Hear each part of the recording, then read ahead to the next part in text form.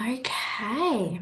So, for those of you who I haven't had the pleasure of meeting yet, my name is Heather Ford and I am the clinical educator here in Queensland at Professional Beauty Solutions.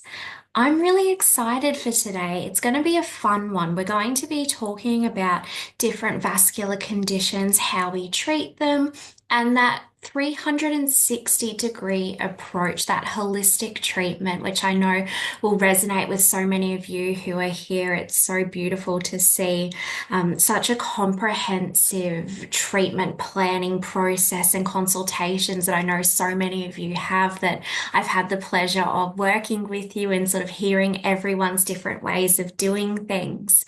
Um, so now that everyone has jumped into the webinar, we will get started. So please, if you have any questions at all today, pop them down into the chat for me. If I can't get to them during the webinar live, then I'll absolutely get back to you after the session as well. Now, if you ever have any questions, you can actually reach the education team directly at education@probeautysolutions.com.au.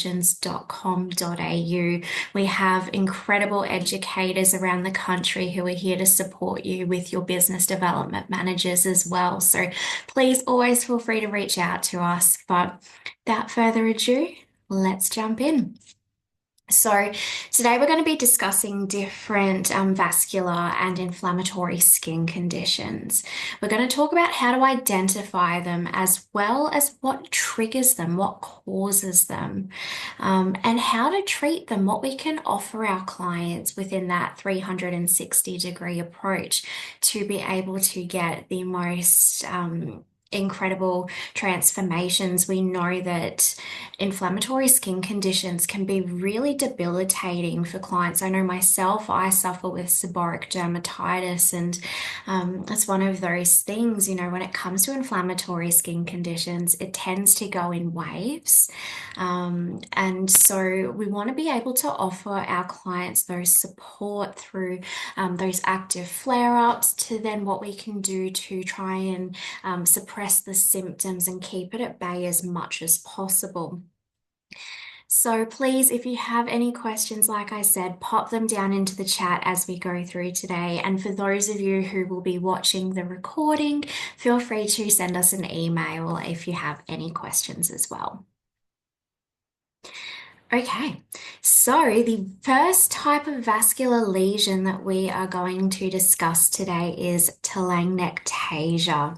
Now, I've got here some images. You can see it does sometimes vary a little bit in how it appears on your client's skin, but essentially what it is, telangiectasia is small dilated blood vessels.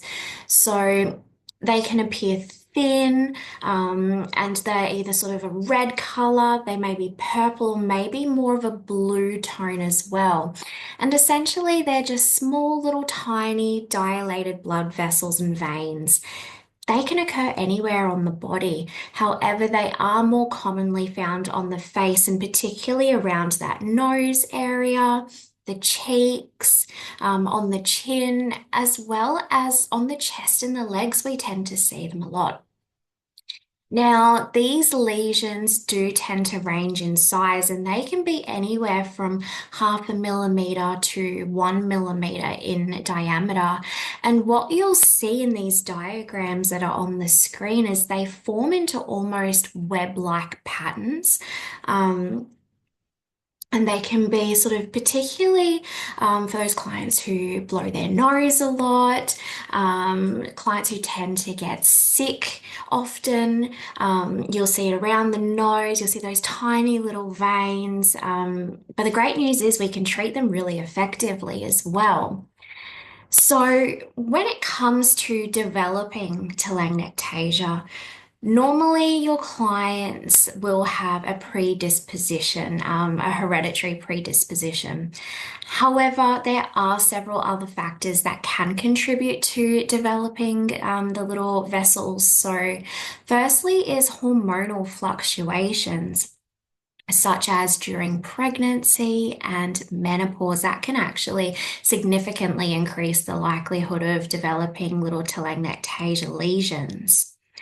What happens is during those hormonal fluctuations, it does impact our blood flow and our vessel stability, and that's where we can see them start to arise. Aging as well can be a contributing factor for developing telangiectasia. What tends to happen is as we age, that skin becomes thinner and the blood vessels, they actually become more visible, and that's due to the loss of collagen and elastin that we start to see. Sun exposure and damage from UV radiation can also really contribute to that formation of the visible vessels. That's obviously due to DNA damage. One of the fastest ways to degrade your collagen is UVA exposure. And also oxidative stresses and free radicals that we see with unprotected sun exposure as well. Ongoing use of topical steroids can also cause thinning of the skin and will lead to that dilation of the blood vessels. So that can absolutely be a contributing factor, as well as heavy alcohol consumption. So having a couple of glasses a week isn't going to do it for you. However, if that alcohol consumption is more on the heavy side, what can happen is those blood vessels obviously are going to dilate, and that can also lead to developing telangiectasia and those little lesions as well. Okay. Next is rosacea. So let's take a little bit of a look. You can see here on the screen a couple of different examples of what that looks like, because rosacea, again, is one of those inflammatory conditions that can vary. Rosacea is a skin condition that it primarily affects the face, and it causes that redness. We see little visible blood vessels, and sometimes we see small papules or pustules as well.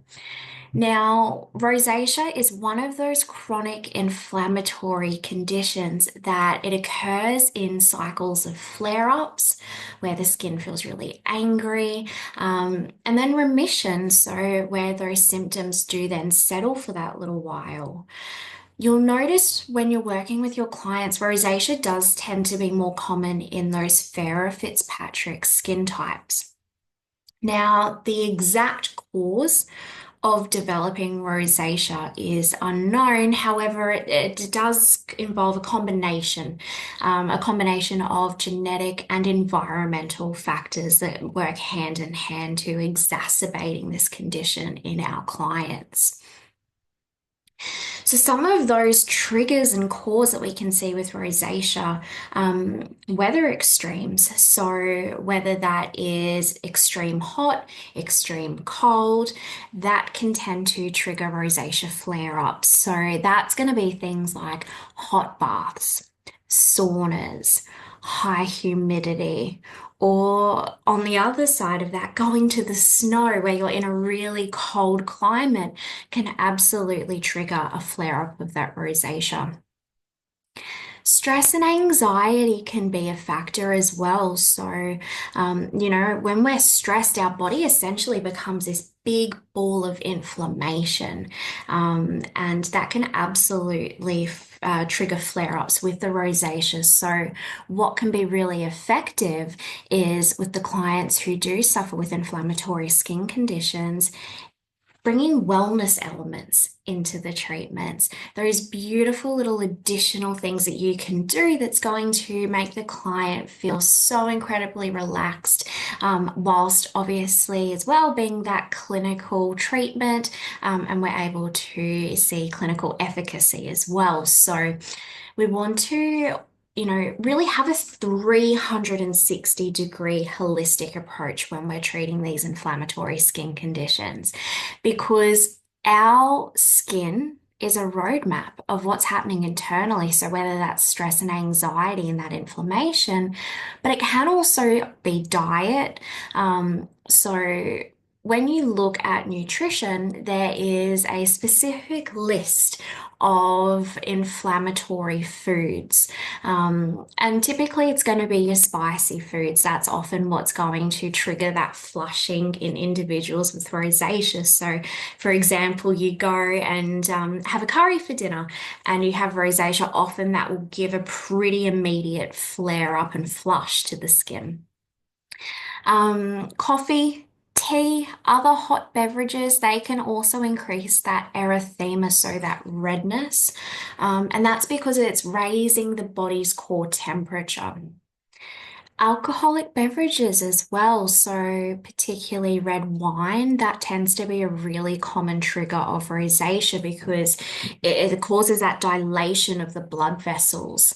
Um, and we're going to talk about some of these different heating foods shortly. We'll talk about them, but it's such a fascinating conversation, and I highly recommend that if you aren't feeling super confident with what those foods look like, to really do that little bit of a deep dive into some of those internal factors that can really contribute. Hormonal fluctuations. So, particularly during menopause, we know that that can increase erythema and, hot flushes. So, that often will cause then flare ups if a client is prone to rosacea as well. And certain medications, so vasodilators, for example, and even topical steroids, they can also worsen the symptoms of rosacea as well.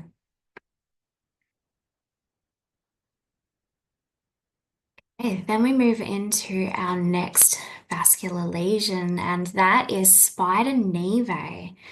Now, your spider nevi, they're small little web-shaped collections of dilated blood vessels that are quite visible under the skin. I mean, you can see it there on the screen how it's such an interesting lesion. I find it really fascinating. When you look at them, typically they'll have that little central red dot in the middle of the lesion, and that's called the atriole. So the atriole is a small branch of an artery, essentially, and what it's doing is it's feeding that network of thin capillaries, and that's why it resembles almost that spider web. Now, your spider nevi, you're going to see this commonly occur on the face, the neck, the chest, also the back of the hands and the forearms. It tends to be quite present as well.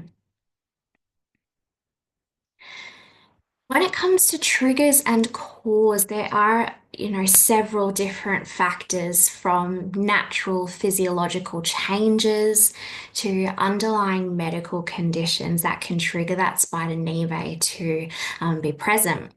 So, studies actually show that spider nevi is most common in children and pregnant women. Some individuals may have a genetic predisposition to developing the lesion, whilst having those elevated levels of estrogen can actually increase the likelihood as well. Hormonal changes and fluctuations, so during pregnancy, taking oral contraceptives, also hormone replacement. Therapy will also increase that estrogen, so that can absolutely be a trigger. Certain systemic conditions, so thyroid disease, for example, and autoimmune diseases have actually also been linked to the formation of spider nevi as well. Certain liver diseases, so such as cirrhosis of the liver, is also associated with developing that spider nevi because what happens is impaired liver function actually will lead to increased estrogen levels. That dilates those blood vessels. So you'll notice that if you are treating a client that does have liver disease, often they will actually have quite a few spider nevi lesions. They tend to appear in greater numbers. As we go through, guys, if you have any questions, please feel free to pop them through into the chat as well.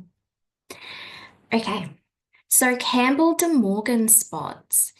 Now, you see here in the diagram, they can either be little individual lesions or sometimes they pop up in a little cluster. Campbell de Morgan spots are also known as cherry agnomas, and essentially they're these small little red or even purple growths on the skin, and that's caused by dilated capillaries.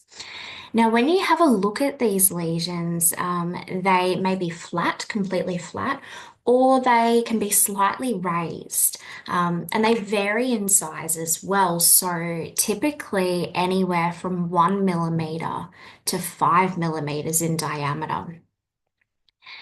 When it comes to your Campbell de Morgan spots, they can be found on the face. However, they're more commonly found on body areas. So, in particular, the torso, the arms, the legs, and even the shoulders. When you're looking at these lesions, they're often circular lesions or even oval in shape. And when you actually compress them and you apply pressure to the lesion, they don't blanch. So that's a really easy way to determine if it is a Campbell de Morgan spot, is if you do get any blanching when pressure is applied. So, studies show that Campbell de Morgan spots are actually going to be more common as we age. So, they often appear after the age of 30. That's when we tend to notice them pop up. Um, some people are going to have a genetic predisposition to developing these lesions. However, hormonal fluctuations, such as pregnancy, oral contraceptives, or hormone replacement therapy, is typically where we see the Campbell de Morgan spots develop.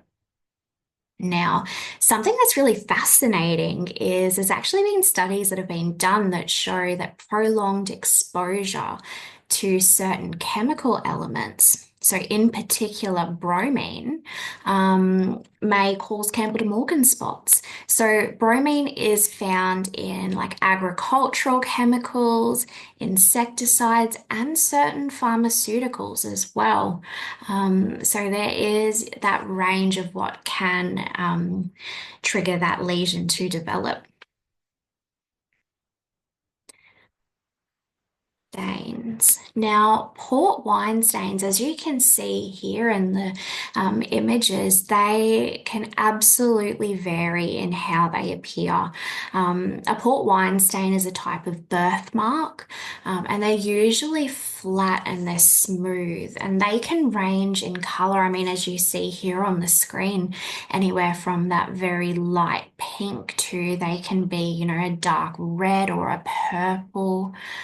And what you'll find is port wine stains, as an individual grows and they age, the port wine stain will actually grow proportionally with the individual. So they don't fade, they don't shrink over time.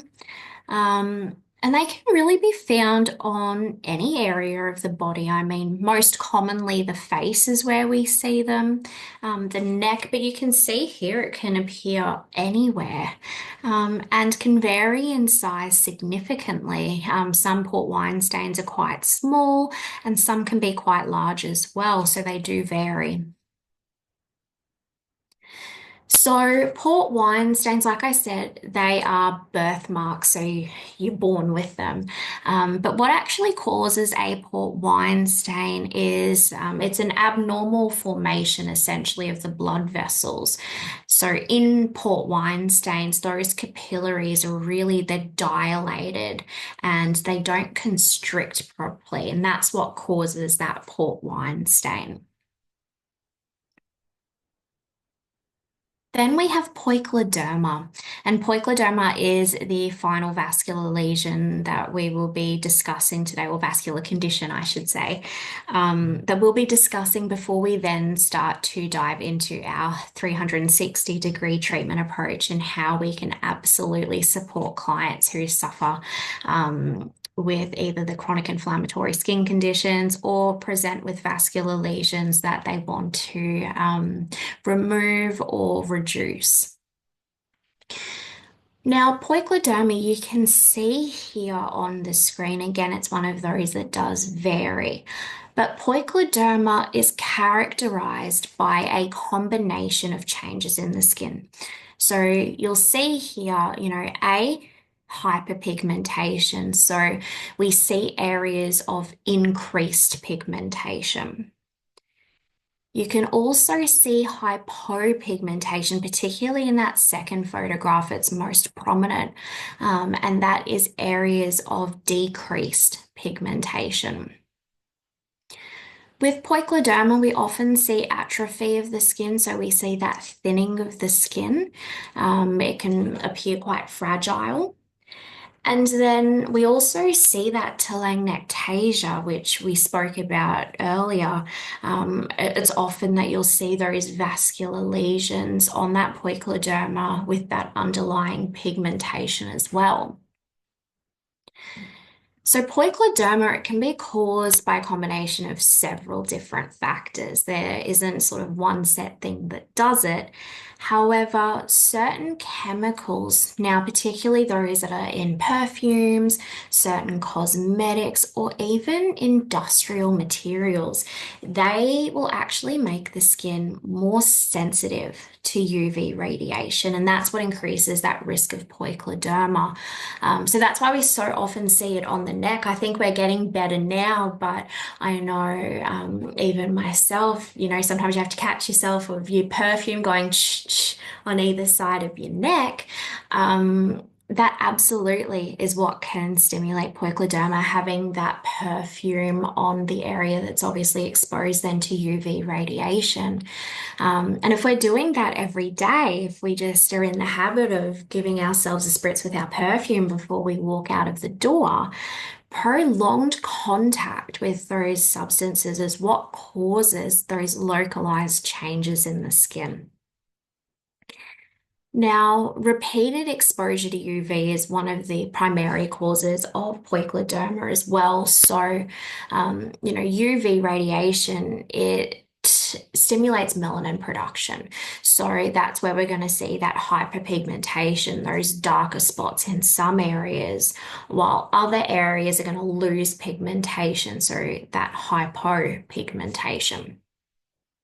But what also happens in combination with either developing excess or loss of pigment is that UV radiation is going to weaken the walls of our blood vessels, and therefore causing them to dilate and become. Oh, I lost my video there for a second. Hi, Rach. I think you've jumped into the webinar.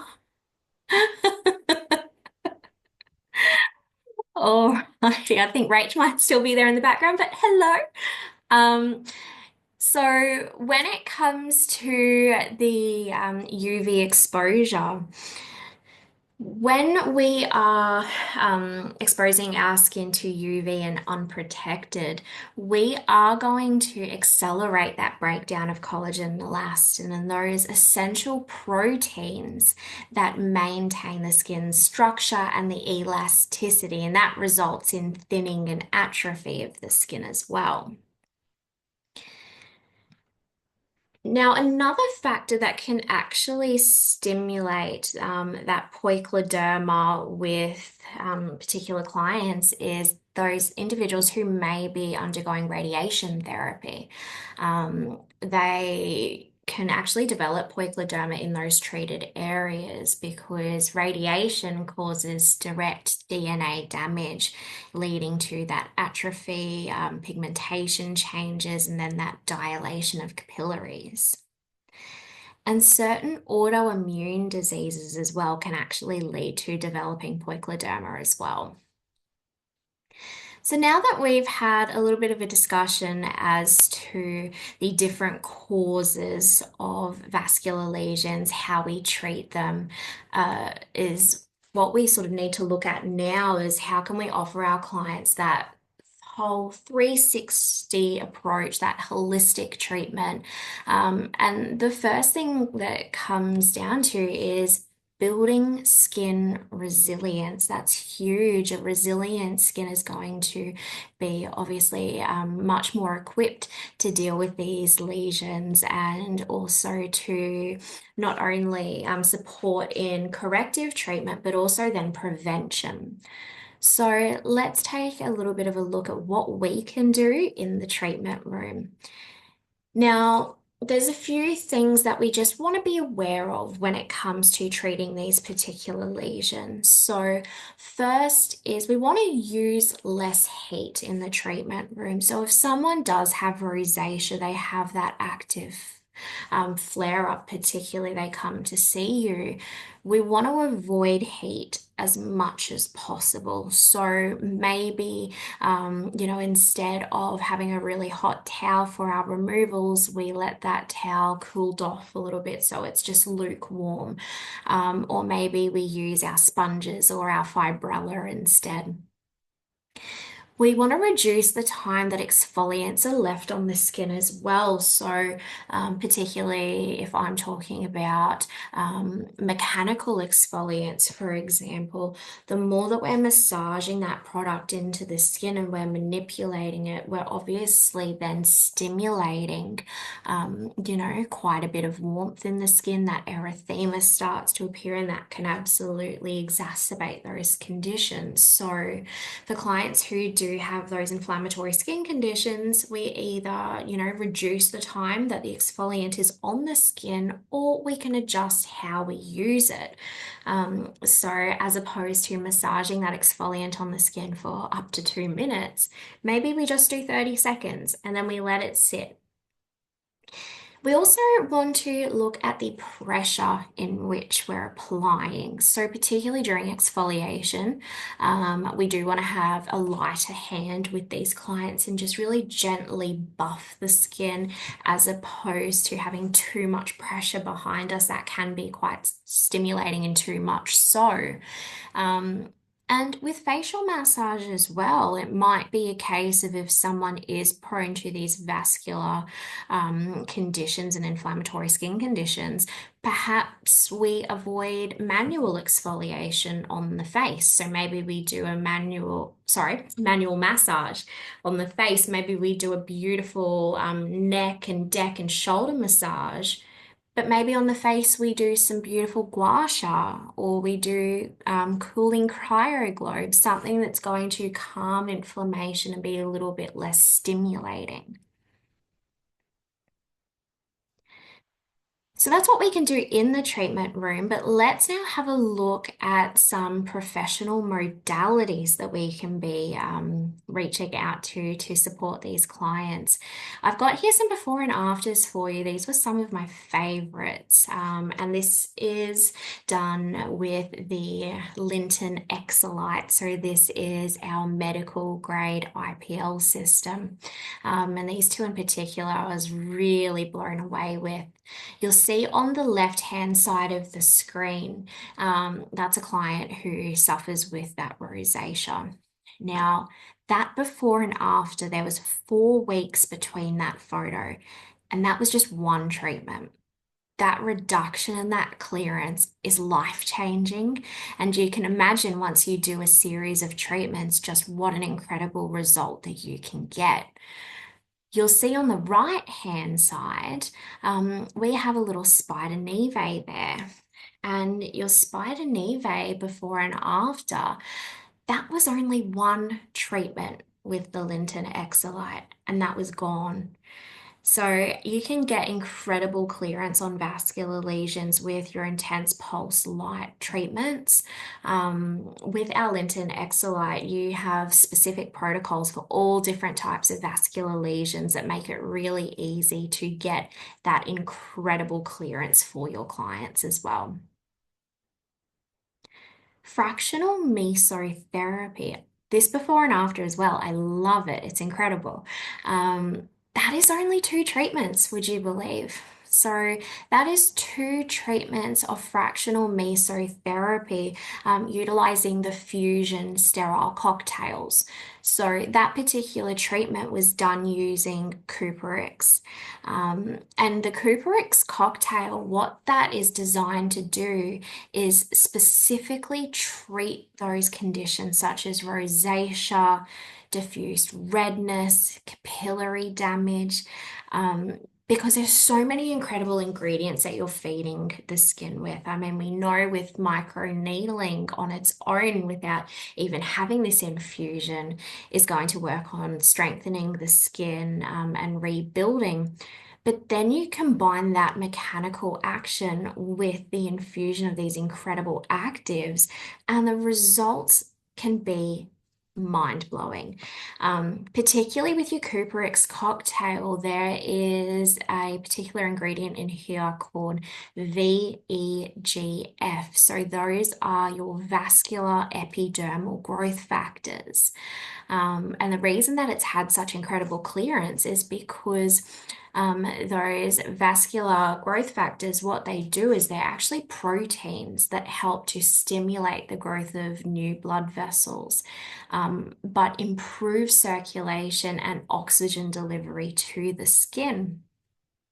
There's also phytic acid in this particular cocktail, and what that does is that it prevents the hardening of the arteries and platelet formation as well. And that's why we can see such an incredible difference in just two treatments. So, your fractional mesotherapy is an incredible treatment option when it comes to those vascular skins. You can get such a life-changing result, and that's only after two treatments. Imagine a treatment course of six. LED phototherapy, I mean, that's a tried and true method, particularly your near infrared. So you can see here, these two before and afters are just, again, they're life changing. I know myself when I'm having a flare up of my seborrheic dermatitis, if I have LED, it feels almost like instant relief. And I know that, for those who suffered worse than I do, just how life-changing having a technology like LED is. So when it comes to near-infrared LED, that is your 830 nanometers. What that does is it actually will reach those deepest layers of the skin and those underlying tissues. It's going to increase that blood circulation. And what that does is it brings that vital oxygen and all those nutrients up and stimulated to help reduce inflammation, accelerate wound healing and tissue repair, as well as calm inflammation, reduce redness, calm irritation in the skin. That near infrared, that 830 nanometer, is going to improve not only the strength of the skin, but the integrity for those with compromised, environmentally damaged, or sensitive skin conditions. And you can see here by the photographs, it can be used anywhere, and that's the great thing about LED is it doesn't matter what you're treating, whether it is the face, neck, and neck, whether it's the arms, whether it's the back, the chest, the legs. God, you can do it anywhere, and that's the beauty of it. So yeah, your LED phototherapy is such an incredible option, and that can also go hand in hand with your other treatment modalities as well. Now, let's talk about what your clients can be doing at home because we know that, as important as clinical treatments are and that support professionally, it's just as important, and if not more so, that your client is then using the correct home care and supporting that treatment at home. As we know, 20% of your results are going to be from the treatment room. 80% of your results are going to be what you're doing sort of ongoing and in between those professional services. So let's take a look at some key ingredients that are going to make a really big difference to the skin. Now you can see here that I've got four main pillars. So first is antioxidants. Many different antioxidants have direct anti-inflammatory properties. what they will actually do is they help to modulate the body's inflammatory response. So they inhibit those inflammatory pathways and the cytokines. So when you have conditions such as rosacea, eczema, psoriasis, where, chronic inflammation is that key factor, antioxidants are going to be so crucial in their home care routine. It's going to calm inflammation, reduce redness, swelling, and irritation. Next, you'll see hydrators, and having a hydrated skin means having more of a resilient skin. The skin is more equipped to repair itself. So, having those moisture infusions, such as your hyaluronic acid, for example, is going to aid in that healing process significantly. It's going to improve and promote cellular turnover and repair, which is essential for helping the skin to recover from inflammation and damage. If we keep the skin really well hydrated, we actually then are going to minimize the appearance of redness, itching, and flakiness, which all tend to be things that are associated with those inflammatory skin conditions and can be really uncomfortable. So we want to keep the skin as hydrated as possible. Peptides. Now, we know that there are different peptides that are out there, and different peptides serve different functions. However, there are peptides that really do contribute to strengthening the skin's natural barrier function. So we're protecting the skin against environmental damage, pathogens, and moisture loss. There's certain peptides that have really strong anti-inflammatory properties as well, which is going to soothe and calm irritated skin, reduce redness. And if we can calm that inflammation with peptides, it's going to help to alleviate the symptoms of those inflammatory skin conditions and promote that more even tone. Sun protection. Everybody needs sun protection, but particularly with those skins that are prone to these vascular conditions and inflammatory skin conditions, UV radiation, it damages collagen and it damages those elastin fibers in the skin. And that's what provides structural support to our blood vessels. So what happens is if those supportive structures, those vessels are weakened, the vessels, they become obviously more fragile, but more prone to dilation. And that's what leads to then those visible veins and that worsening of those conditions as well. So remember with your image daily prevention, they've just been, reformulated to have this incredible exosome technology and antioxidant delivery as well. So when it comes to supporting those vascular skins at home, these are your 4 key pillars that are going to be incredibly important.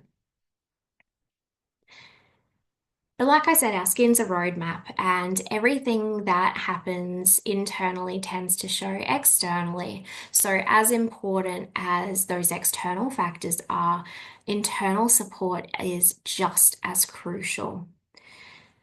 EFAs, essential fatty acids. If you have anyone come into you who has those inflammatory skin conditions, they really do need to be using EFAs. They have really strong anti-inflammatory effects. And if we can reduce inflammation in the skin, those EFAs, they're going to help to soothe and reduce redness, particularly with conditions such as rosacea. It's really effective. EFAs, they're crucial for maintaining the skin's lipid barrier, and that's what protects us from environmental damage, and that's what prevents that moisture loss. A healthy barrier is what keeps our skin hydrated and resilient as well. EFAs and your omega fatty acids, so your omega 3s, your omega 6s, they actually can help to improve blood circulation. And what that does is that reduces the pressure of the veins and the capillaries.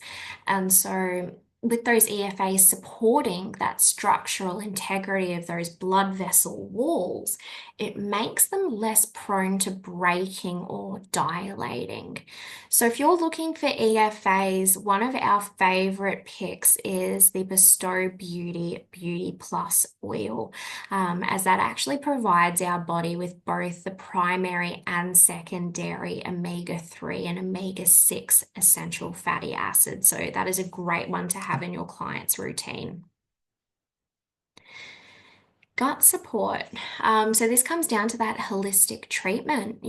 When it comes to gut health, if we have a healthy gut, it's going to help to regulate inflammation in the body. When our gut is compromised, when it's not working as it should, that can actually lead to chronic inflammation. And as we know, if our body is in that state of inflammation, that's going to worsen and can trigger flare-ups of these conditions that we've spoken about today. So a balanced gut microbiome, it's going to help to control systemic inflammation, and therefore reducing its impact on the skin. You can see here on the screen, this is Gut Love Plus, and this is again from Bestow Beauty. It is a world-class symbiotic powder, so it's actually been formulated with probiotics and prebiotics, as well as digestive enzymes to restore gut health and really renew the skin from within. And particularly if you've got a client with rosacea, but maybe it's papulopustular rosacea, utilizing Gut Love, because it's rich in fiber, it actually will help to promote that regular elimination of toxins. And that will help to see, a really effective management of that condition for that beautiful, glowing, clear skin. Heating foods, we spoke about this a little bit earlier, but let's actually dive into what they are. This is a small list. I do encourage you to go and have a little bit of a deep dive if you're not super familiar or confident with those internal factors.